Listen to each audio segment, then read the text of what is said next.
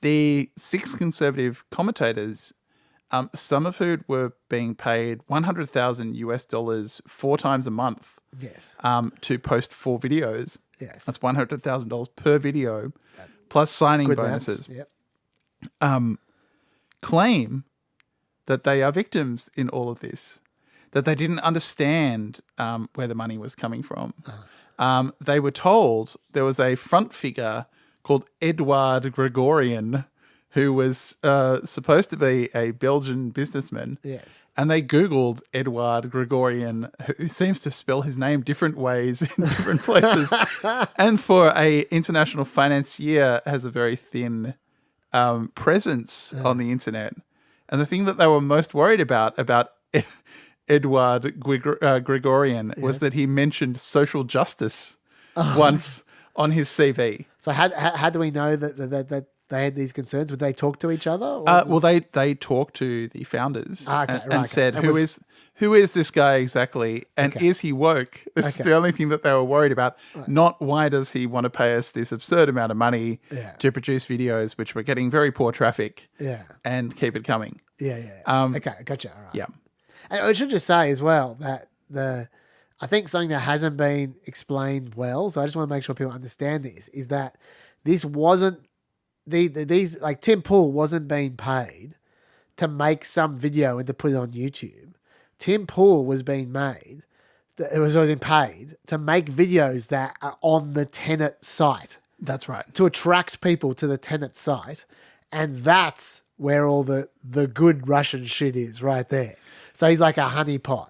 That's what he's been paid for, is a honeypot for the other stuff. Yes. Yeah. Look, Tim Pool has said that he received no editorial direction and he didn't have to give up his other channel. But it does seem like some of the commentators that they would kind of throw out a bone and say, okay, who wants to do something about how actually Ukraine is responsible for the ISIS attack on this Moscow theater? And someone would say, oh, I'll do that one. Yeah. So for people who see conspiracies everywhere, for people who are constantly going on about feds and psyops and don't have a straight up and down explanation for anything, they seem to have been awfully eager to believe in the realness of Edouard Gregorian and not ask too many questions about where all this money was coming from. So, prosecutors allege that the founders of the media company in the indictment knew the funding was coming from Moscow and privately acknowledged in messages to each other that their backers were Russian. Okay. So the commentators are the 6 of them: Tim Pool, Benny Johnson, Dave Rubin, Lauren Southern, Taylor Hanson, and Matt Christensen. These are some of the worst people, not just in the media, but in the world. Here we go. Yeah, this is what everyone's waiting for. This is look. I'm going to try and not make this a rant. I'm going to try and not drown in Schadenfreude. Richie, no one cares what you think about Russia. Everyone cares what you think of Tim Pool and Dave Rubin. Go on.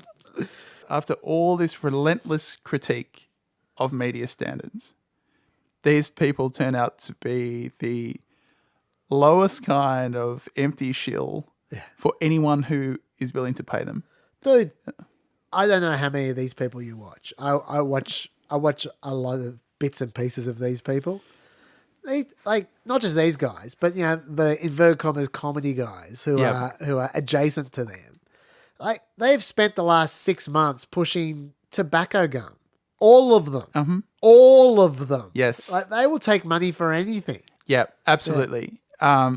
They will take money from anything. I mean, I went back and had a look at Benny Johnson and... Sorry, nicotine gum, I should say. Nicotine gum, yeah, right. Sorry, yeah. I went back and had a look at Benny Johnson in particular and Tim Pool. And this is an international phenomenon. It's not just something that you get in the US.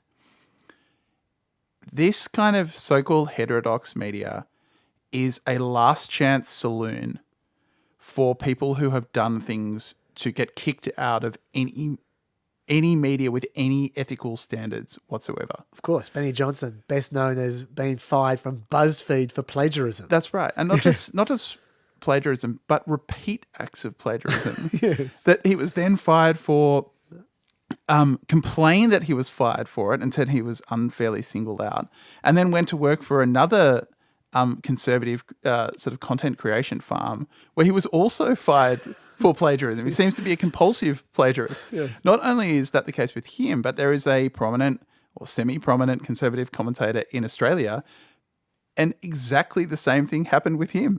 He seems to be congenitally unable to stop plagiarizing other people's works. And the people that publish his work just do not care.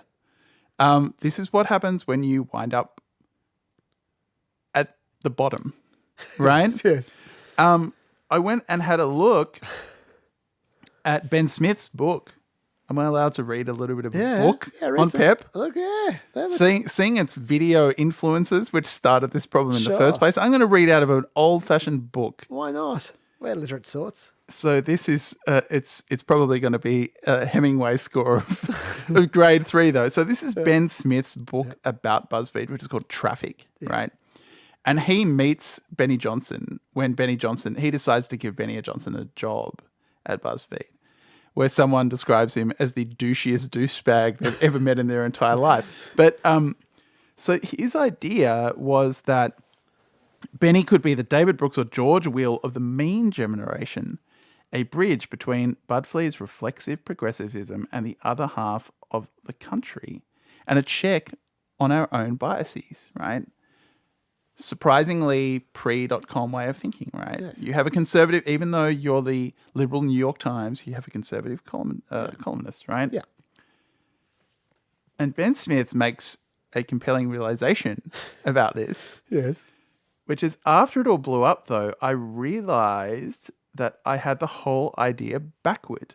Benny didn't represent that old tradition. He would gravitate instead towards something new, a conservative movement more concerned about aesthetics than policy, motivated by nostalgia and culture more than by the overt subject matter of politics.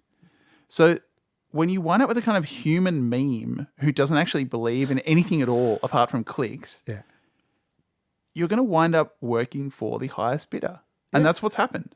It is an entirely predictable outcome of becoming an algorithm for idiots.